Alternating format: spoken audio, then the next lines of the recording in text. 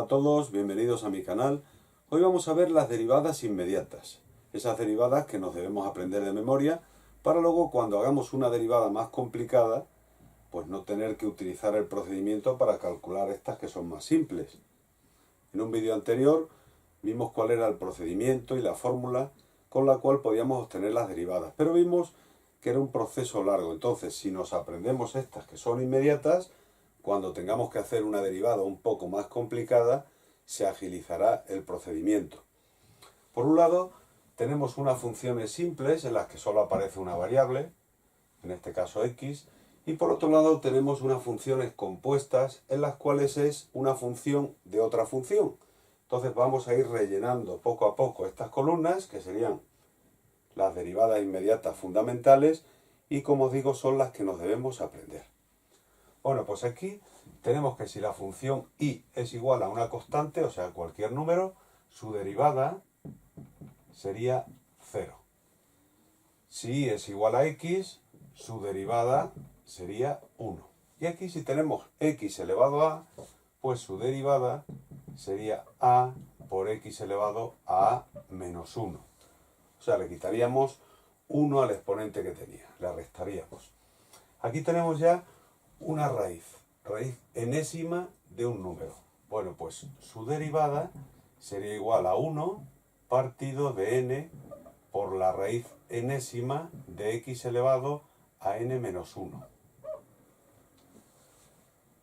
Cuando tenemos e elevado a x, su derivada sería e elevado a x también.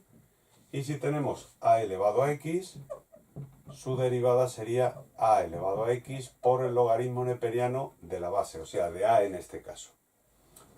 Si tenemos el logaritmo neperiano, su derivada sería 1 partido por x.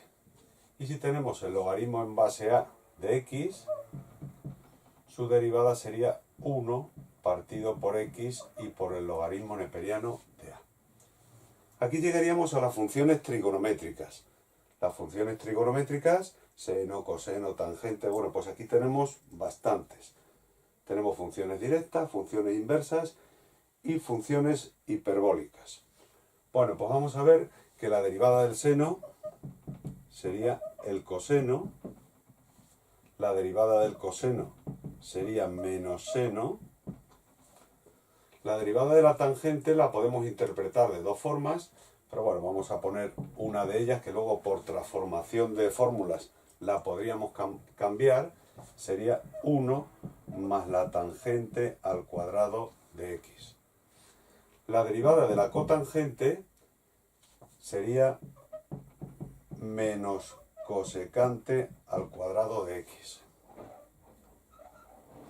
La derivada de la secante sería la secante de x por la tangente de x. Secante de x por tangente de x. Y la derivada de la cosecante sería menos la cosecante de x por la cotangente de x. Bueno, pues vamos a seguir aquí ahora con las funciones inversas. El arcoseno, su derivada, sería 1 partido de la raíz cuadrada de 1 menos x cuadrado. La del arco coseno sería menos 1 partido de la raíz cuadrada de 1 menos x cuadrado. La del arco tangente sería 1 partido de 1 más x cuadrado. La del arco cotangente sería menos 1 partido de 1 más x cuadrado. La del arco secante sería 1 partido por x y por la raíz cuadrada de x cuadrado menos 1.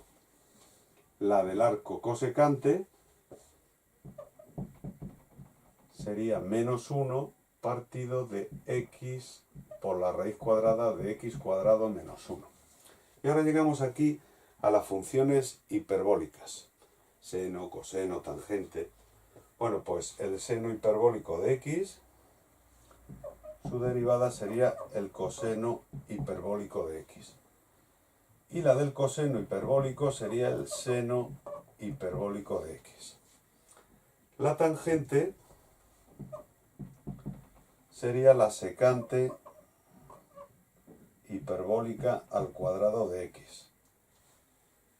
Y la cotangente sería menos la cosecante hiperbólica al cuadrado de x.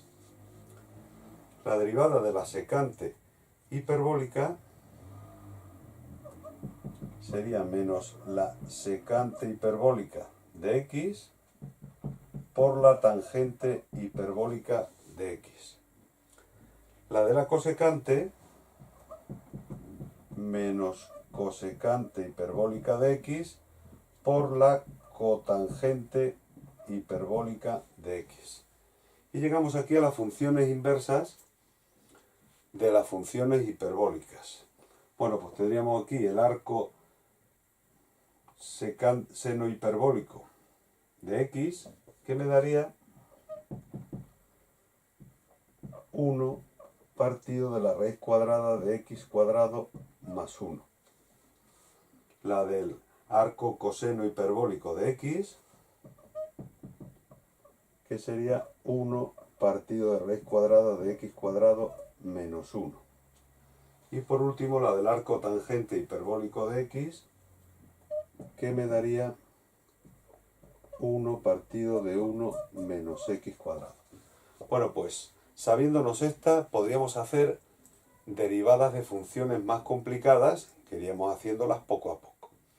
Una vez que sabemos estas, podemos meternos con aquellas en las que ya no hay una sola variable, sino que la variable es otra función. Entonces vamos a ver cómo solucionamos estas. Nos podemos fijar en las que tenemos aquí, pero aquí vemos que u sería otra función, o sea que aquí sería una función elevada a a. Por lo tanto, su derivada sería a por u elevado a menos 1, pero por la derivada de la función. O sea, prácticamente van a ser las mismas funciones que tenemos aquí, pero por la derivada de esa función, puesto que no es una variable, es otra función. Aquí, si nos fijamos en esta, pues volvería a ser 1 partido por n raíz enésima de u elevado a n menos 1 y por u'.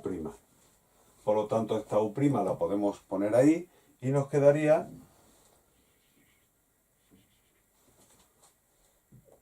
u' partido de todo eso. La siguiente tenemos e elevado a u. Bueno, pues su derivada sería e elevado a u y por la derivada de u. La siguiente, que sería a elevado a x, en este caso a elevado a u, su derivada sería a elevado a u por el logaritmo neperiano de a y por u'. O sea, prácticamente lo mismo que hemos hecho aquí, pero multiplicándolo por la derivada de esa función. Y si hubiese otra función de función, pues por la derivada de esa y luego por la derivada de la siguiente función. Aquí tenemos logaritmo neperiano de x. Pues y' sería igual a u' partido por u. Esta, que sería el logaritmo en base a de x, pues sería y' sería igual a u partido por, o sea, u' partido por u logaritmo neperiano de a. La del seno sería coseno de u y por u'. La del coseno pues sería menos seno de u y por u'. La de la tangente pues sería 1 más tangente cuadrado de u y por u'. Esta, la cotangente, me quedaría menos cosecante al cuadrado de x de u y por u'. O sea, como vemos, le vamos añadiendo también o le vamos multiplicando la derivada de esa segunda función que teníamos aquí. Esta de la secante tendríamos y' sería secante de u por tangente de u y por u'. La de la cosecante sería menos cosecante de u por cotangente de u y por u' también. Aquí llegamos al arcoseno, que lo tenemos ahí. Pues el arcoseno sería u' partido de raíz cuadrada de 1 menos u al cuadrado. La del arco coseno pues sería menos u' partido de la raíz de 1 menos u al cuadrado. El arco tangente, que lo tenemos aquí ya, sería u' partido de 1 más u al cuadrado. El arco cotangente menos u' partido de 1 más u cuadrado. El arcoseno u' partido de u por la raíz cuadrada de u cuadrado menos 1. El arco coseno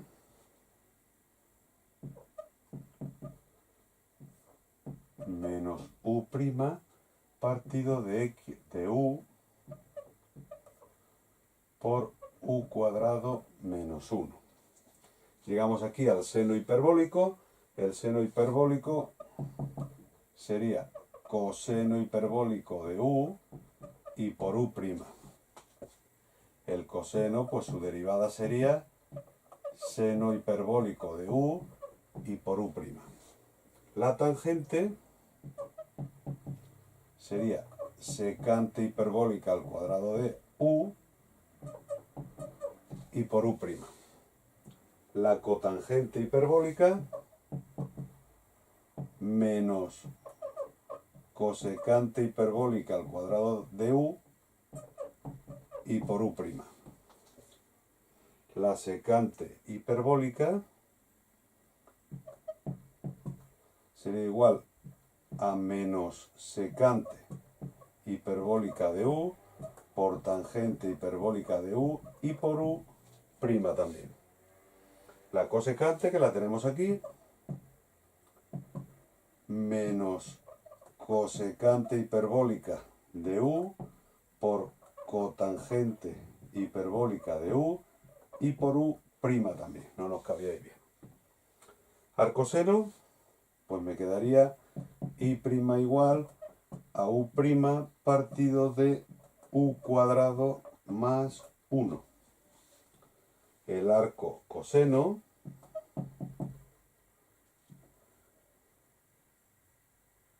sería u' partido de u cuadrado menos 1.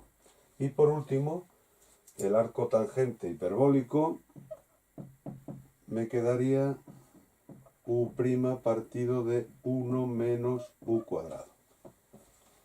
Bueno, pues así hemos completado todas estas derivadas inmediatas, que aunque parecen muchas, pues poco a poco nos las deberíamos ir aprendiendo, como os digo, porque habrá algunas funciones que tengamos que derivar que sean una función de otra y función de otra, y tendremos que ir paso a paso.